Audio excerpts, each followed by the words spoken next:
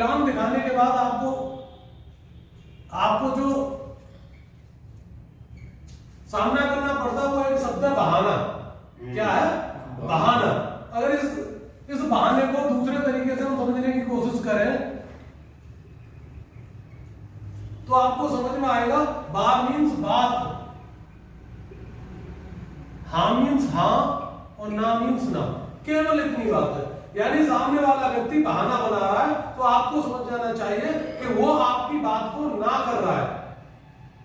यानी जो चीज आप उसको समझाना चाहते थे, जो बात आप उसको समझाना चाहते थे, या तो वो हाँ करेगा, समझ में आएगी तो हाँ करेगा, और समझ में नहीं आया तो ना करेगा। अब आपको जल्दी से जल्दी ये समझना है कि उसकी ट्यूनिंग क्या है, उसका सेंस क्या है, वो आपसे कहना क्या चाह रहा है।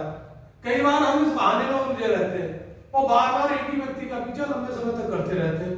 वो टालमटोल करता रहता, आप समझ नहीं पाते।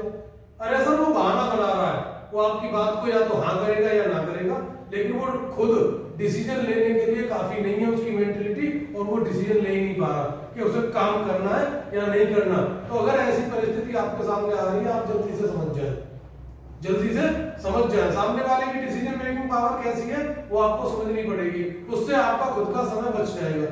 दूसरा शब्द है मना। क्या है? मना। इसे भी समझ लो आप। वो थोड़ा सा बताना चाहता मैं ना, यानी मैं नहीं करना चाहता हूं। अब आप उसके पीछे लगे पड़े हो, बार बार कॉल कर रहे हो, बार बार फोन कर रहे हो, किसी भी तरीके से टाइम निकालने के बाद उससे मिलने की कोशिश कर रहे हो।